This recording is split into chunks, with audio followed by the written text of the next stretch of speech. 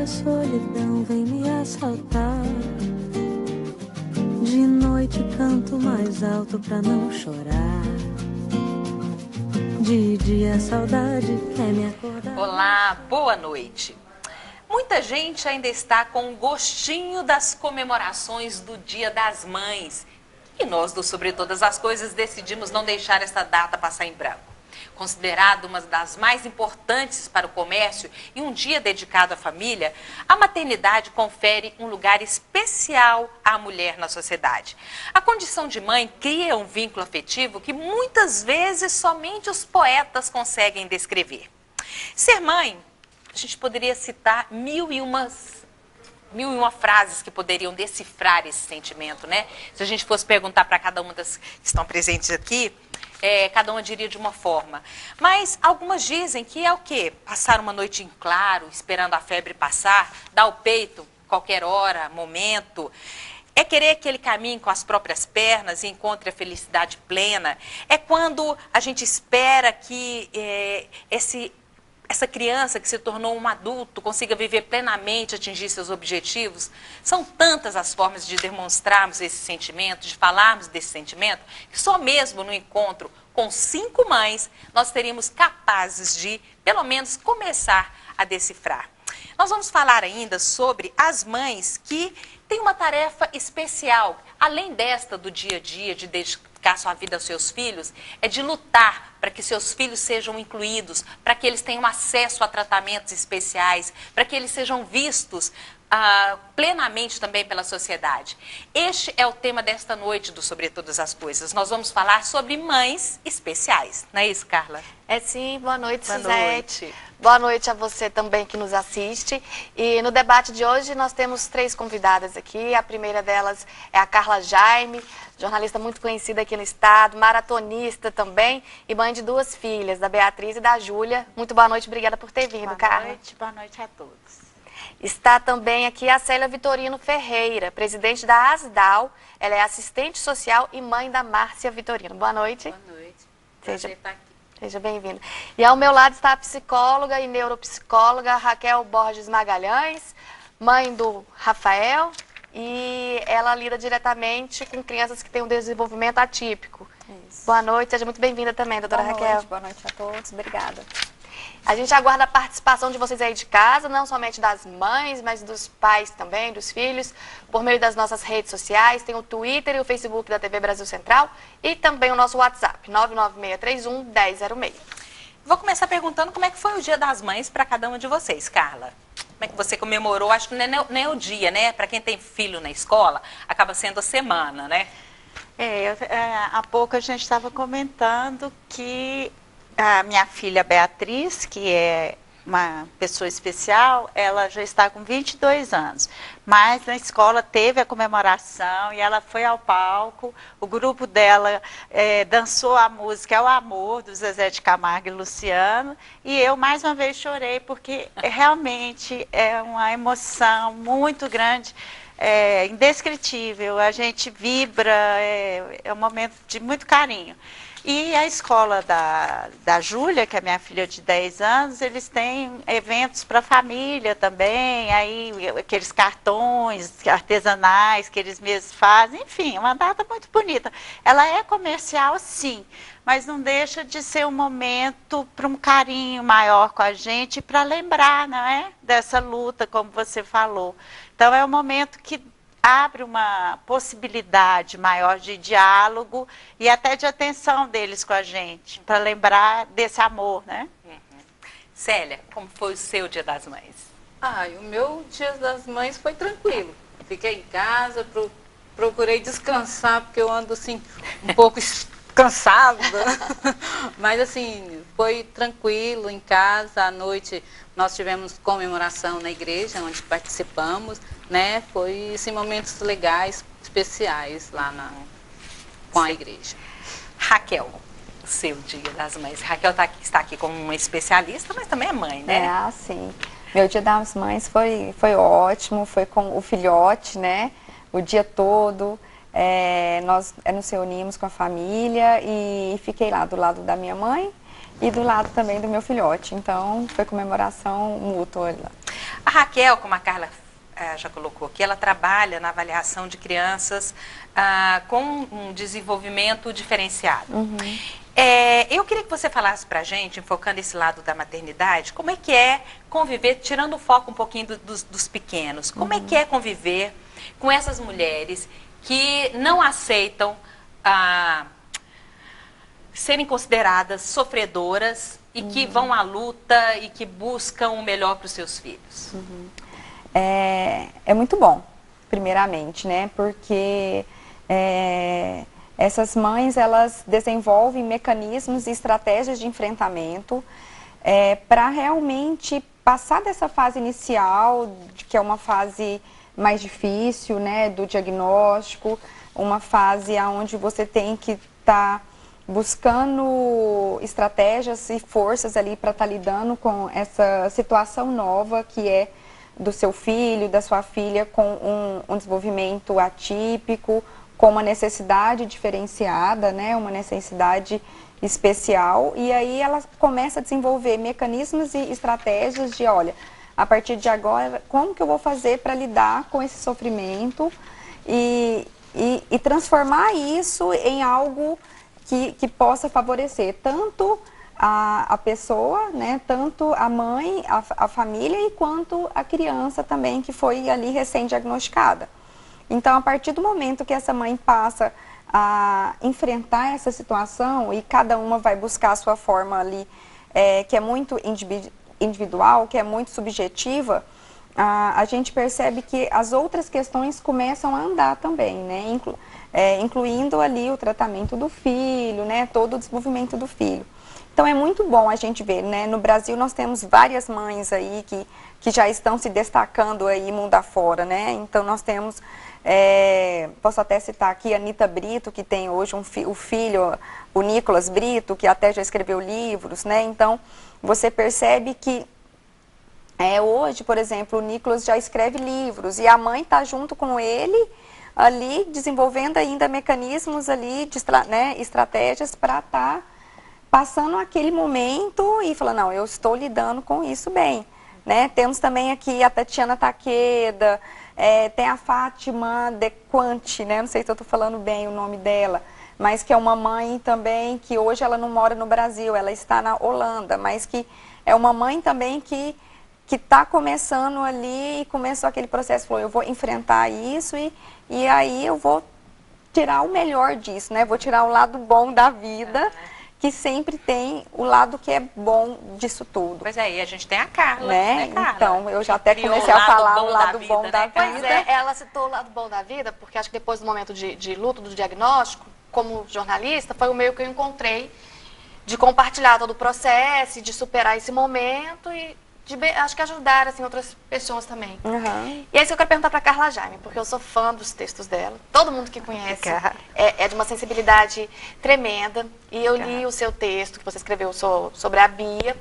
Como é que foi esse processo para você, de passar do momento do luto, de tudo que você descreve lá na maternidade, para enfrentar? Enquanto a Raquel estava falando, hoje quando eu me preparava para compartilhar um pouco da minha vivência com vocês, uma das coisas que eu faço um paralelo para facilitar a compreensão, não que a gente considere que seja uma morte, mas realmente é um processo de luto, porque o momento do diagnóstico, o momento em que você vê que a sua realidade não é aquela idealizada, você tem que lidar com o fim de uma grande expectativa, e toda mãe, todo pai, né, a gente idealiza, não tem como, a gente tem uma projeção.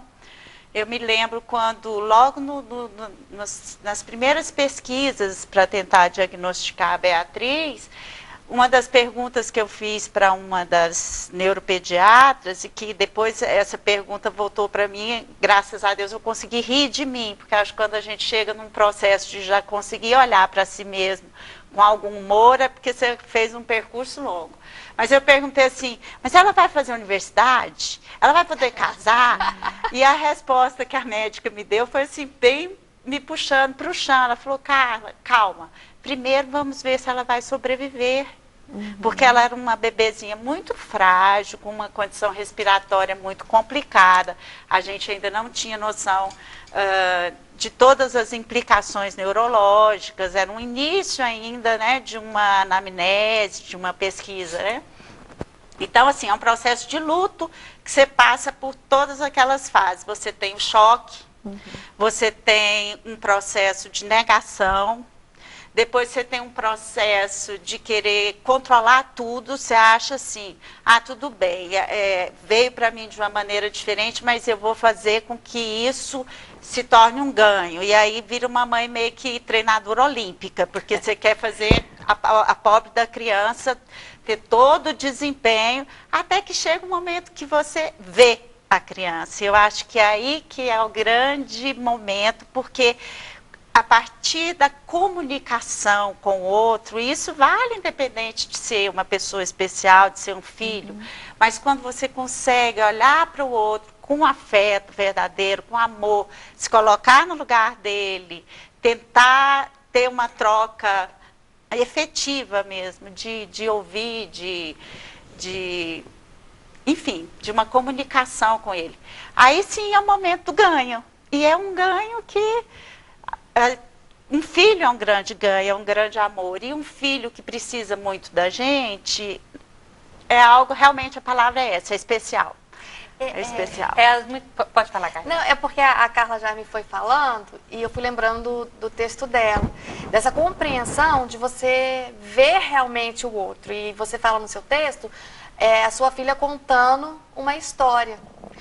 Não são necessárias palavras. O jeitinho dela contar, você sabe como é, você entende, então, dessa comunicação. E eu vejo assim, eu também com o João Lucas, tem 4 anos, ele ainda não fala.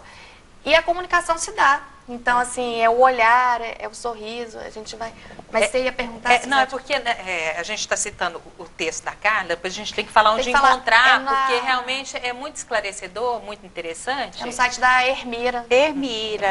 Ermira sem H, www.ermira.com.br. É um site de jornalismo cultural e também que trata questões humanas como essa. Né? Eu vou pegar uma parte também, mas para fazer uma pergunta para a Célia, porque a Carla fala que nesse texto, que muitas pessoas perguntam para ela como é ser mãe de uma criança especial. Aí ela, acho que é isso mesmo, né, Carla? Parece que ela não dá complemento. Parece que é muito difícil, né? Como se não fosse difícil ser mãe, não é? Eu acho que o difícil, muitas vezes, é o que a Carla citou no texto dela, primeiro, a busca e a luta pelo diagnóstico. E depois, a luta pelo tratamento, que muitas mães não têm acesso. Muitas cidades do interior dos nossos estados não oferecem tratamento para essas crianças. Então, as crianças podem atingir um nível de desenvolvimento que tendo esses tratamentos que essas outras crianças não têm. Aí eu queria perguntar para você, Célia, onde entra o trabalho da associação, da ASDAU, e como driblar isso, essas dificuldades? Olha, dificuldade a gente vai encontrar mesmo, né? Todas as mães que têm um filho especial, ela sempre vai encontrar. Lá na associação, a gente procura fazer essa orientação, né? Assim, quando chegam a mãe que tem essa necessidade de essa ajuda, de estar buscando essa orientação para o filho, porque muitas às vezes chegam lá sem saber o que fazer, né? Com aquele bebezinho que é especial, que precisa desse apoio, dessa estimulação, né? Então, assim, a gente procura orientar da melhor forma possível, suprindo, claro, a necessidade daquela mãe, né? E assim, a gente, como a ASDAU, ela não tem assim uma estrutura, né, para acolher diretamente esse tratamento, a gente sempre encaminha, né? Para pestalose, para PAI, para o CRE, para onde tem esse tratamento que essa mãe está buscando, né? Porque ele precisa, mas nós, como associação, assim, para oferecer esse tratamento, nós não temos. Então, nós orientamos, né? Nós damos a dica, né, para essa mãe. Porque lá, assim, hoje, na minha gestão, a gente atende mais crianças já, né? Maiores, que estão crescidas. Mas nós não deixamos de acompanhar, sim, essa mãe que chega com o bebê, né? Que chega com a criança que ela não sabe como fazer, como buscar uma direção. Então, nós encaminhamos. E aí você relembra um pouco da sua história, Célia? Como é que foi para você o momento do diagnóstico da sua filha? Como é que você enfrentou e elaborou esse luto? É até engraçado, porque assim, a Márcia, ela é minha filha, mas não é minha filha que saiu de mim, né? É uma filha do coração. E assim, quando eu falo, as pessoas começam a me perguntar como que foi essa gestão, como que foi, né, você ter tido a Márcia, aí eu tenho que me explicar, porque assim, ela não saiu de mim, ela é minha irmã, né, caçula, que eu crio desde os 4 anos. Mas assim, para mim, eu não vejo como irmã, eu vejo como mãe mesmo. É como se, quando eu comecei a assumir a Márcia, é como se eu tivesse vestido uma capa de mãe, né, assim, de uma hora para outra, né, então, assim, mas é muito interessante, porque eu vi, assim, a minha mãe, né, gestante, eu vi minha mãe fazendo o pré-natal da Márcia, né, e eu lembro quando a minha mãe teve a Márcia, que eu fui visitar ela no hospital, para minha mãe foi um choque ao mesmo tempo, porque quando ela soube que a Márcia tinha síndrome de Down, eu tive no hospital nesse dia e ela falou para mim, né, que os médicos tinham falado que a Márcia tinha nascido com problema. E ela até falou assim, até chorando, né, porque eu acho que ela não esperava. Minha mãe foi mãe de 14 filhos e a última veio com síndrome de Down. Mas assim, eu acho que foi uma coisa boa, porque para mim foi. Quando eu vi a Márcia pela primeira vez ali, naquele bercinho no hospital, para mim foi assim, eu olhei, eu apaixonei. Eu acho que naquele nasceu uma mãe ali. Naquele momento nasceu uma mãe, né? Que eu acho que eu vestia a capa de mãe naquele momento, mas assim, era uma coisa que eu não esperava, né? Que depois, mais tarde, né, minha mãe viria a falecer e eu assumiria a Márcia, né? Eu acho que Deus me preparou naquele momento ali, né, de poder assumir. E para mim é um prazer, é um presente muito grande. Certo. Todos nós temos o que aprender com os nossos filhos, né, Carla? Muito. Todos nós. E a gente vai daqui a pouco, depois do intervalo, conhecer mais uma história, além dessas 2 histórias que nós já conhecemos aqui. Já já a gente volta. Me assaltar. De noite canto mais alto pra não chorar.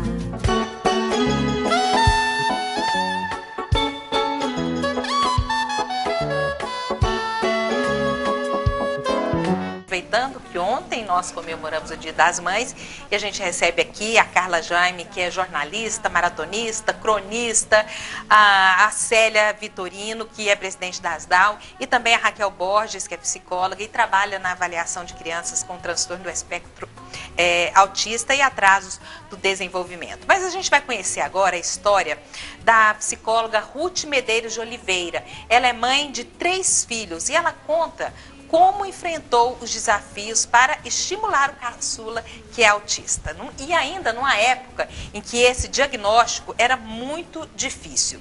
Vamos ver a reportagem de Danusa Azevedo. Ser mãe é para a maioria das mulheres a realização de um sonho. Mãe, com certeza, é aquela pessoa capaz de doar a vida pelos filhos. Mãe é um amor incondicional, é colo, é carinho. Com certeza, o maior orgulho é ver o seu filho crescendo com saúde e bem. Mas e quando a criança é uma criança especial? Será que muda alguma coisa? Nem sempre. Hoje eu vou contar para vocês a história da Ruth. A Ruth é psicóloga e tem um filho de 50 anos que é autista. Hoje, como que é a rotina dele? Ele faz atividades. Como que foi a evolução ao longo desses 50 anos? Olha, para contar a evolução do Sérgio, eu preciso contar a guerra que houve para a gente conseguir toda a estrutura para fazer. Lá no Rio, eu frequentava a clínica, né? E também, no outro horário, nós montamos toda a estrutura em casa para fazer os exercícios. Ele participou do CORAI, a gente participou da diretoria, o CORAI ainda existe até hoje, né? Mudou a metodologia, mas durante bastante tempo nós trabalhamos lá. E aí ele ficou sem ter para onde ir, né? Porque não havia essa estimulação própria. Naquela época, o que eu gostaria que você dissesse para as mães que estão começando, que hoje, logo que a criança está com alguns meses, você já consegue diagnosticar pelo menos algumas coisas. E hoje o Sérgio, à tarde, ele frequenta uma escolinha para socialização e de manhã nós fazemos algumas coisas de estimulação. Então, assim, ele participa da rotina da casa. A Ruth tem outras 2 filhas. Ela conta que para criar os 3 foi um grande desafio. Eu sempre busquei estar junto delas também e trazê-las para junto. E como essa metodologia envolve muitos exercícios diferentes, elas participavam, por exemplo, estimulação auditiva, vem cá fazer barulho para o Sérgio, aí fazia, batia a tampa, batia isso, batia aquilo, cada um fazia uma coisa. Hoje, olhando para trás, ela só tem 2 palavras a dizer. Amor e esperança, né? Porque eu não perco a esperança no meu filho e eu tenho, assim, um amor incondicional, como você falou, de mãe. Tanto com os outros filhos, como com ele. E com o meu neto também. É saber se sentir infinito num universo tão vasto e bonito. É saber sonhar. E então fazer valer a pena cada verso daquele poema sobre acreditar.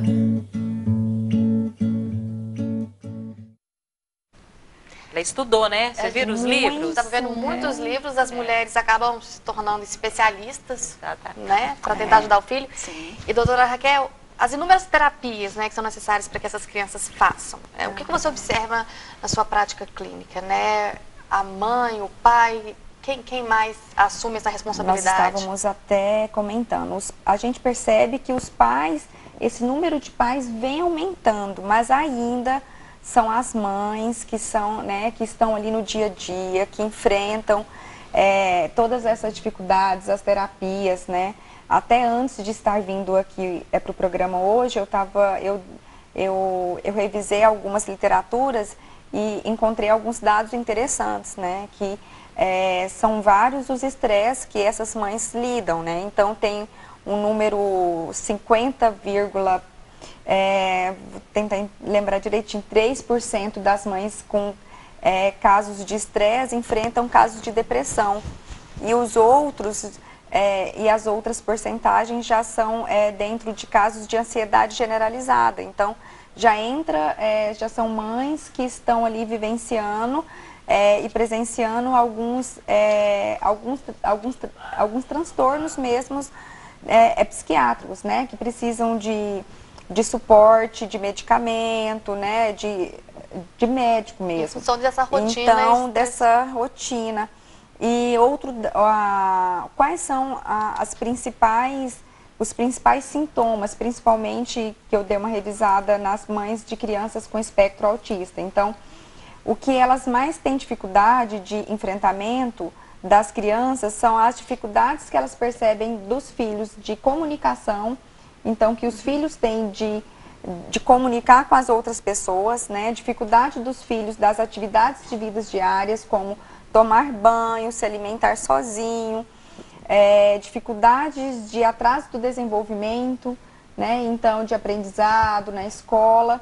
Então, essas dificuldades foram as dificuldades mais relatadas nesses estudos. Então, são políticas, são questões que nós precisamos atentar, porque precisam de um apoio, de um olhar diferenciado, né? Porque já entra em algumas questões de um apoio mesmo, né? Cadê os apoios? Onde que está a rede de apoio que a gente precisa ofertar para essas mães? Olha, com né? base na minha experiência, desculpa interromper, mas como mãe eu notei, a mãe precisa muito de informação, primeiro ponto. Por quê? Porque é como você que lida com, né, autismo em diferentes graus, mas quando a gente não tem compreensão, isso vale para qualquer coisa, pode ser uma doença que você esteja enfrentando, você mesmo, ou uma situação de vida. Se você tem informação, se você tem compreensão, você vai encarar aquilo, você vai buscar soluções de uma forma muito mais tranquila do que se você está ignorante diante daquilo que você está vivendo. Eu vou dar um exemplo prático da minha relação com a Beatriz. Quando a Bia era pequena, hoje ela tem uma dificuldade motora mais acentuada, mas ela andava ainda. Só que ela tropeçava muito. E eu chamava a atenção dela porque eu achava que era por falta de atenção, que ela não olhava para frente. E eu ficava insistindo naquilo para tentar... Quem é mãe que sabe, a gente fica tentando corrigir, esperando que tenha um ganho, que seja benéfico para a pessoa. E muitas vezes, na insistência da gente, a gente beira a crueldade. Depois de um tempo, num diagnóstico mais aprimorado, eu ouvi que ela tinha uma visão mais lateralizada. Portanto, a minha insistência de cobrar dela que olhasse para frente, não só era inútil para nós duas, como foi um processo doloroso para ambas. Então, a informação e o preparo dessa mãe é fundamental. Por quê? Porque a gente pensa sempre em proporcionar para a criança.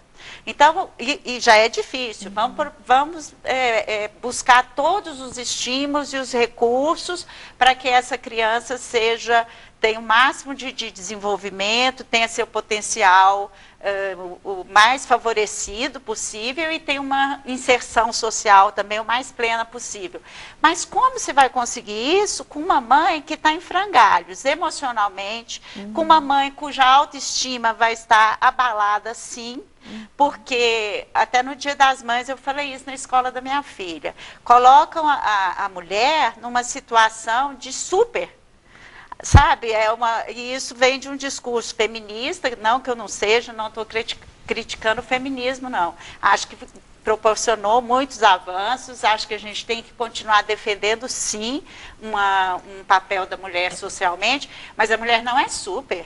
Ela não tem como ser a pessoa que está sempre linda, impecável, que cozinha, que dá banho no filho, que é motorista, que leva e busca na escola, que participa de todas as reuniões, porque se ela falhar, ela está sendo relapsa, ela vai estar se sentindo negligente e vai ser cobrada socialmente pela negligência dela.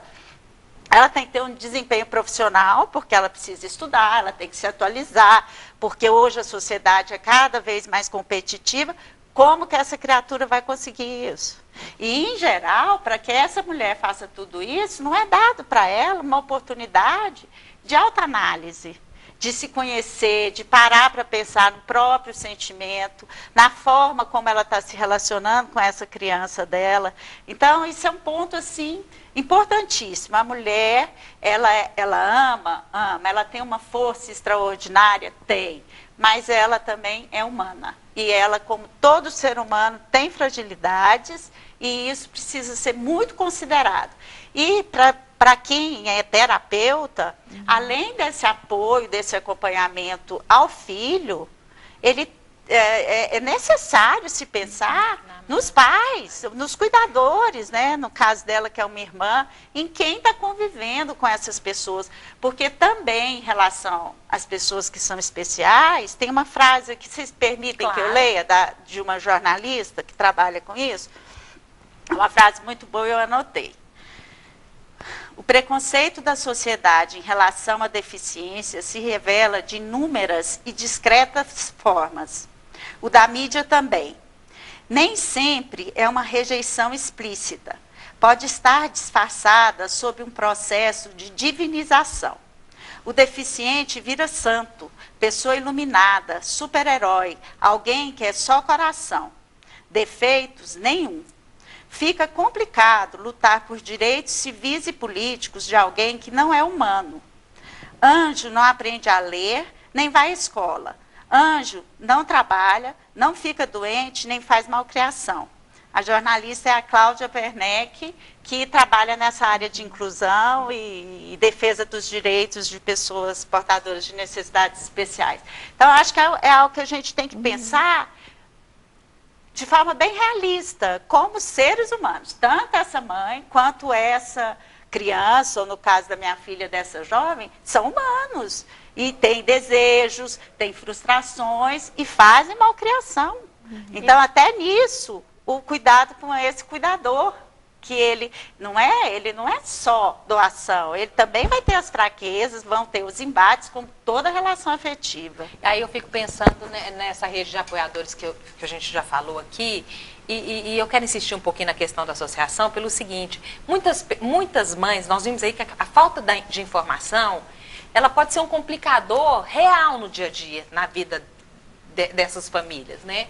E muitas mães não conseguem ter essa informação, não conseguem buscar isso. No caso de uma associação que lida especificamente com casos dessas crianças, ela consegue fazer esse trabalho. Você já colocou que você não tem condições de dar o tratamento, e que vocês encaminham, orientam.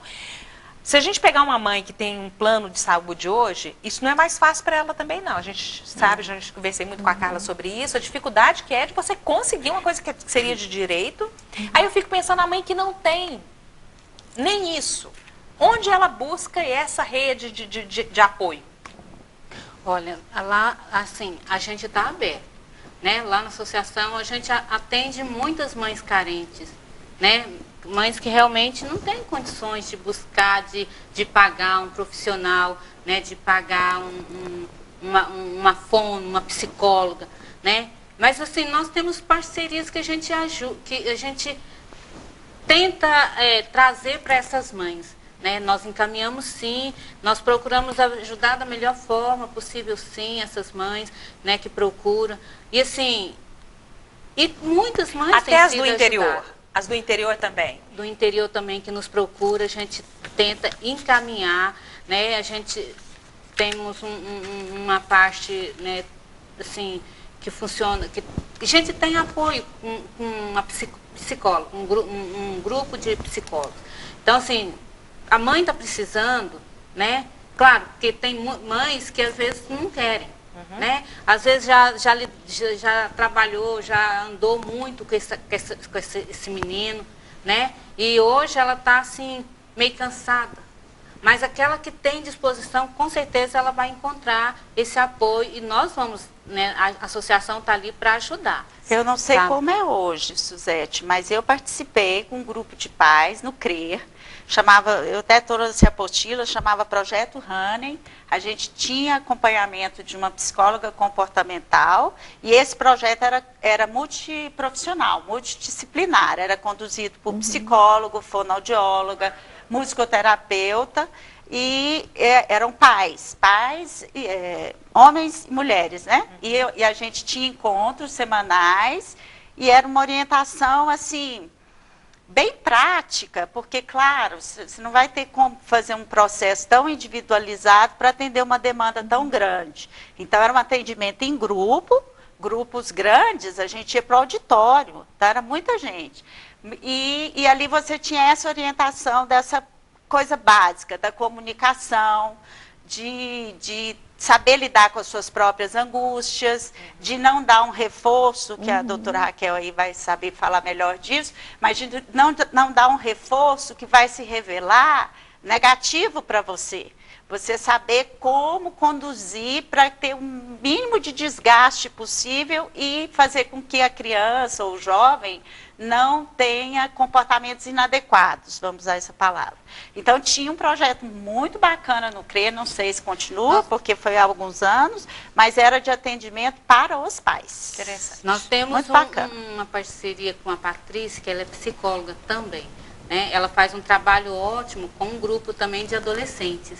né? E agora ela está, no momento que os meninos estão em atendimento, ela está atendendo também as mães. Né? E está sendo assim muito interessante, porque as mães têm a oportunidade nesse momento de abrir, né, de expor suas necessidades, expor suas dificuldades. Tem sido muito interessante. Então, assim, quando procura, nós ajudamos, né? Porque nós não vamos ajudar quem não procura. Claro. Né? Tá certo. Vamos para mais um intervalo. Daqui a pouco a gente volta. A Carla já tem participação de telespectadores, Já Carla? tem sim. A gente vai colocar já já.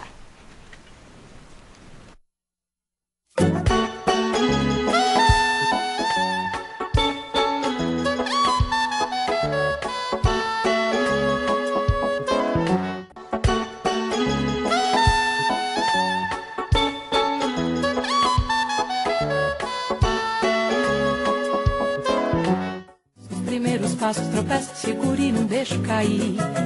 Se cai, levanta, continua, a porta da rua fechada. O bloco sobre todas as coisas desta noite, Carla. Suzete, a gente falava muito, né? A Carla estava falando sobre a importância dos pais conversarem, ter esses grupos terapêuticos da mãe se fortalecer. E por que eu acho que isso é legal? Porque você se identifica com a mesma situação. Né? A Carla Jaime tem uma filha de 22, eu tenho um filho de 4 anos. Quando eu a conheci, já conhecia de ler os textos, óbvio, né? Mas a gente fez uma pós junto, eu ainda não tinha filho. Isso. E depois do diagnóstico do João Lucas, as pessoas às vezes tentam consolar. A gente está lançando esse debate, não é para, digamos, penalizar, mas eu acho que serve mais como um alerta, um carinho. Porque as pessoas querem consolar e falam assim, não, o João Lucas veio para você porque você é especial. Ou a Beatriz veio para você, né, para Carla, porque você é uma pessoa muito boa, muito sensível. Quando, na verdade, a gente tem que admitir que se a gente pudesse escolher, a gente gostaria de ter um filho que não tivesse um desenvolvimento diferente, atípico, principalmente quando tem alguma coisa a ver com mental, né? E esse você especial, na verdade, nos fere, como eu acho que feriria outras mães. Eu já escrevi um texto sobre isso, que eu digo que eu não sou especial, e eu li o texto da Carla Jaime, que ela fala assim, é hipocrisia. Então você vê que às vezes a pessoa não faz por mal, a intenção é de dar um incentivo pra gente, para te estimular. Consolar. Só que esse tipo de visão acaba sendo cruel, por quê? Porque a gente já se culpa pelo fato de ter uma dificuldade de aceitação. Porque, afinal de contas, você ter uma dor por causa de uma dificuldade do seu filho é uma dor terrível e é conflituosa. É como se você estivesse negando algo que é absolutamente seu. Só que, como a gente falava aqui no início do programa, essa dor, ela é absolutamente natural, é um processo que você vai ter que lidar com ele, vai ser superado, supera sim, porque você vai desenvolvendo um amor incondicional. Exatamente. E essas dificuldades vão sendo inseridas no dia a dia, aquela rotina começa a se tornar isso, rotina, algo que você já não se assusta tanto. Mas num primeiro momento, principalmente, esse sentimento de culpa, que toda mãe, de alguma forma, já lida com sentimento de culpa estrondoso. Mas a mãe de pessoas especiais, a sensação de culpa é muito forte. E essa cobrança para que ela sublime isso, né, literalmente coloque isso num patamar divinizado, como eu falei, isso não faz o menor sentido. Você fala culpa por não ter aceitação, por sentir dor. Então, mascara a culpa de si mesma, Eu trabalho muito com crianças, né? Então, assim, a minha visão é muito das mães, né? Então, no primeiro momento, aqui eu não estou falando nada de literatura, eu estou falando da minha vivência prática mesmo. Né? Então, assim, no primeiro momento, essas mães chegam justamente dessa forma, né? Muito sofrida, muito angustiada, deprimida. Então, praticamente são todas que chegam nesse primeiro momento. E como se não fosse permitido a elas sentir essa tristeza, essa depressão. E o que eu faço, né? Eu acolho essa mãe. Então, no primeiro momento, eu falo, olha, eu preciso acolher essa mãe e falar para ela, olha, deve realmente estar sendo muito dolorido, né? Eu falo deve, porque realmente eu não estou ali no lugar dela. Eu falo deve estar mesmo, ser muito dolorido. Eu te entendo, mas nós precisamos avançar. né, vai passar por esse momento, agora o que eu posso fazer para te ajudar? Né? De repente, a gente até encaminha essa mãe, sim, para uma terapia. Pode ser, principalmente quando ela não tem ali uma rede de apoio, né, familiar, que vai ajudá-la. Então, encaminha essa mãe para uma terapia, porque quando essa mãe passa a ver essa criança, né, esse filho, com outros olhos, né, com olhos diferentes do que aqueles olhos que ela havia imaginado, ela começa a ver, a sair desse momento, dessa depressão, dessa angústia, e as coisas começam a andar de uma maneira muito mais funcional. E o que eu percebo? Eu percebo que essas mães que aceitam e enfrentam o tratamento das crianças, eles andam muito mais rápido, né? Eles andam mais rápido e eles são muito mais efetivos, porque são mães que não ficam trocando de terapia, né, com tanta facilidade. São mães que encaram e falam, é isso, né, eu confio em você, então é isso que eu tenho e tem o meu filho outro é aspecto esse, importante. Né? Se você não mascara, inclusive de si próprio, você assume, olha, não é a coisa mais fácil do mundo, é uma dor, você vai atravessar, você vai começar a descobrir os encantos, porque são seres encantadores. Exato. Todo ser humano, né? Tem seus encantos, tem suas... Ainda mais filho, né, Carla? E quanto mais difícil para você alcançar um objetivo, maior o sabor da conquista. Por exemplo, com a Beatriz, quando foi o primeiro passo, que ela ficou em pé a primeira vez, quando ela conseguiu andar sozinha. Gente, a emoção dessa superação, dessa vitória, é algo indescritível. Então, se você não mascara de si mesmo, você vai ter mais força para também estar no mundo de uma forma autêntica. E aí a gente já entraria num segundo aspecto, que é a relação nossa, de mães, e dos nossos filhos especiais com o mundo. Porque a inclusão é politicamente correta, no discurso funciona muito bem, mas na convivência, e nós tivemos muitos ganhos. Eu falo com a experiência de quem está vivendo isso há 22 anos, né, que é a idade da Beatriz, que até então eu não atentava para isso. E aí eu fui ver meu próprio comportamento, como era um comportamento, no mínimo, um comportamento de quem não se compromete. Para dizer o mínimo. Muitas vezes quem nem vê, né? Às vezes a gente não vê. A gente não vê. A gente não vê a dificuldade, por exemplo, de mobilidade. A gente só vê quando começa a tropeçar nela. A dificuldade de padrões sociais, de você não ter aquele comportamento adequado, então você não pode frequentar.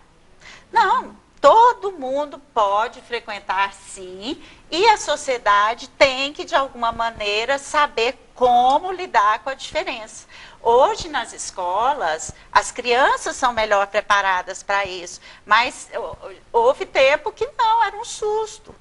Quando eu comecei a procurar escola para Beatriz, eu levei um susto, porque eu não queria colocá-la em escola só de pessoas especiais, porque eu pensei, a vida não é de guetos, a vida não é fechada. Hoje ela está numa escola só de pessoas especiais, porque nós chegamos nesse momento. Mas eu acho que tem que ser opção.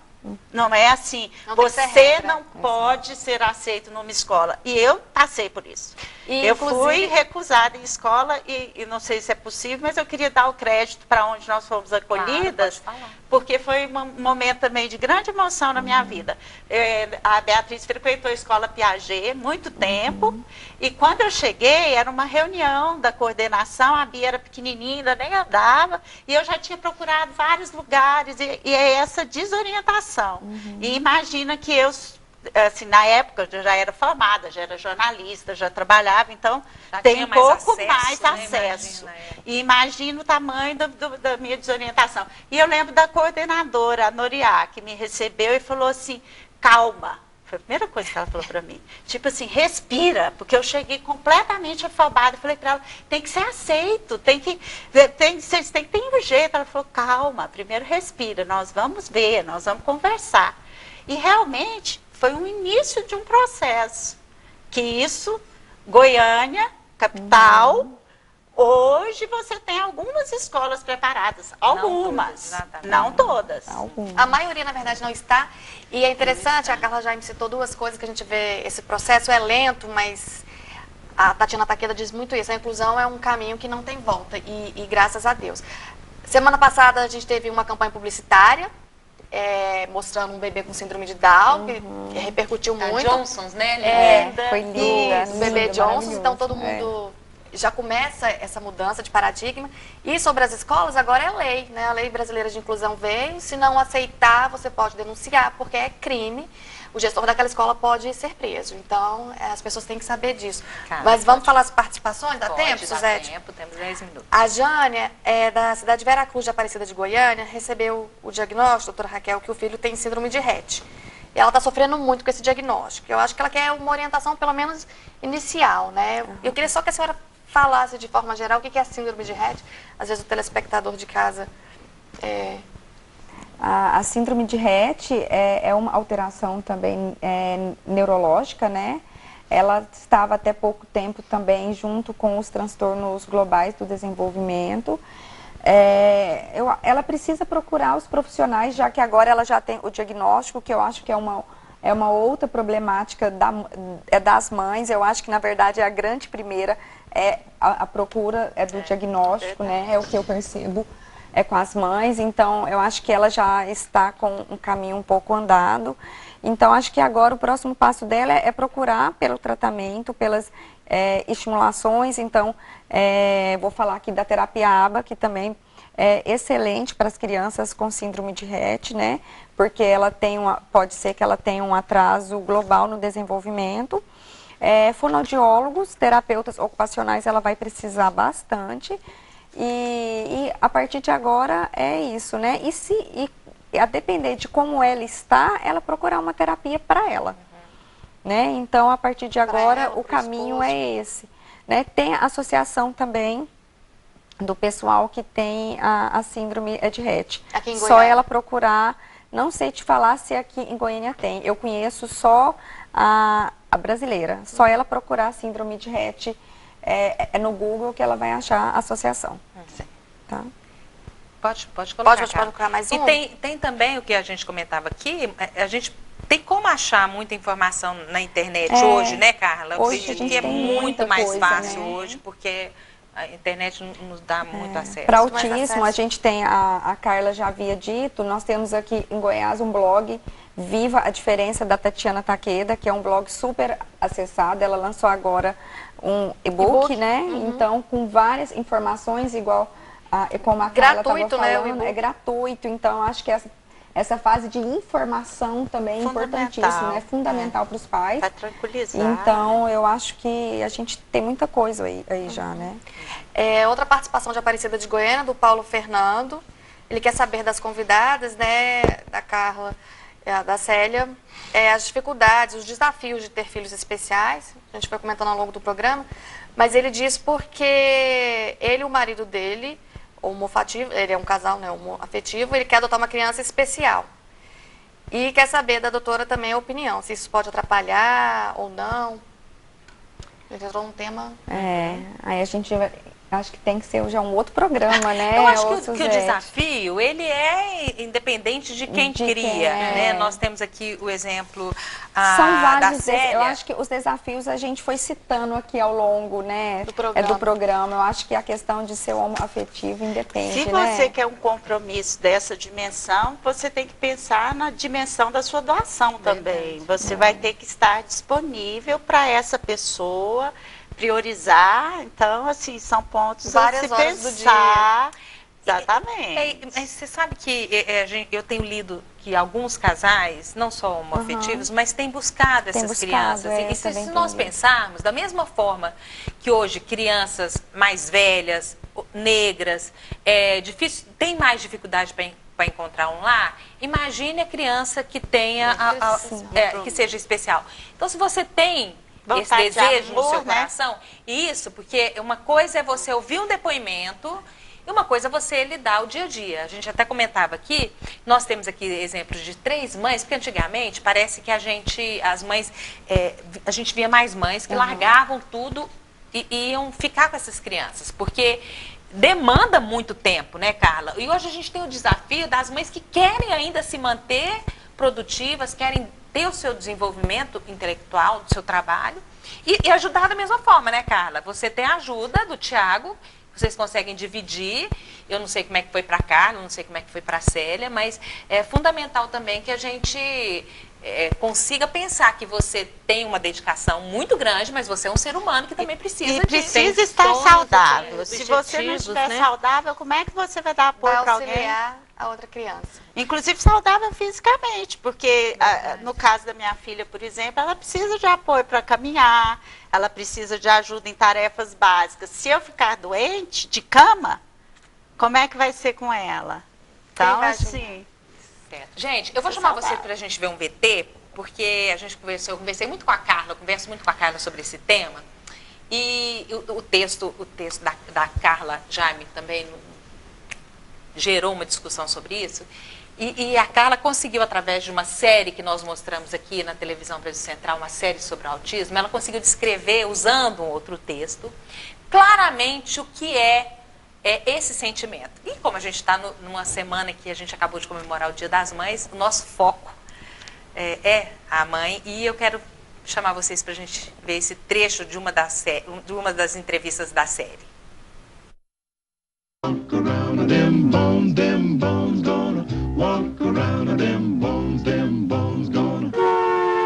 Um texto conhecido nas redes sociais compara o fato de ter um bebê a uma viagem para a Itália. Você planeja tudo, compra um monte de guias de turismo e escolhe os locais que quer visitar. Finalmente embarca, mas quando o avião aterriza, você descobre que está na Holanda. Holanda? Mas que mudança de percurso foi essa? Afinal, você comprou bilhete para outro país. No texto, uma aeromoça enfatiza: você deve ficar na Holanda. Então será preciso comprar outros guias e aprender uma nova língua. Provavelmente, durante muito tempo, você vai dizer: não era para onde eu deveria ter ido, não é o que eu tinha planejado. A dor que isso causa, diz a autora, não vai embora nunca, porque a perda desse sonho é extremamente significativa. Mas se você passar a vida de luto pelo fato de não ter chegado à Itália, você nunca estará livre para aproveitar as coisas muito especiais e absolutamente fascinantes da Holanda. Olha, como jornalista eu confesso, eu gostaria muito de ter escrito esse texto. Agora, como mãe do João Lucas, o que eu tenho para dizer a vocês que acompanharam essa série, pais, especialistas, telespectadores, é que realmente você leva um susto danado quando chega a um lugar não planejado. Mas querem saber? Com conhecimento de causa, eu garanto a todos vocês que vale a pena conhecer cada pedacinho lindo da Holanda.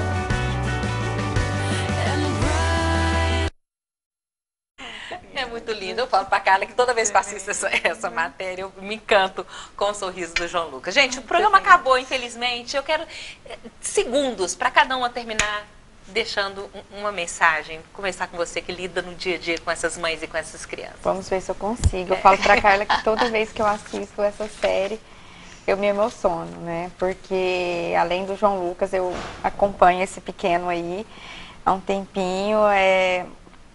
Estar com essas mães, eu como mãe, né, querendo ou não, a gente se coloca um pouco, tem essa empatia de colocar-se no lugar do outro e às vezes a gente sente um pouco essa dor, né? E também sente a alegria de cada conquista, que eu já chorei junto com a mãe, né? Uhum. Com a mãe, cada mãe falando, com os filhos falando, então é emocionante. Né? Rapidinho, Célia. Bom, que a gente que convive todos os dias com mães especiais, né, é muito gratificante. Eu acho assim que a gente aprende um pouquinho, né, e cada uma tem uma experiência diferente da outra. Carla, já. A palavra para mim que resume tudo é amor. Amor, porque com amor você vai, as coisas vão acontecendo e sempre esperança, sempre acreditando, neuroplasticidade, não é, doutora? O cérebro é capaz de milagres, as conquistas são para sempre, nunca desanimar. Carla, não sei se você quer falar, mas eu quero que você fale onde as pessoas podem ler podem ver essa série. Tá no YouTube da TV Brasil Central, só procurar lá Um Mundo Singular. Foi muito bom poder falar aqui nessa série. Foi muito bom. Boa noite. Obrigada a todas vocês. Eu que agradeço. Boa noite para você. Sábado às 7 tem reprise deste programa.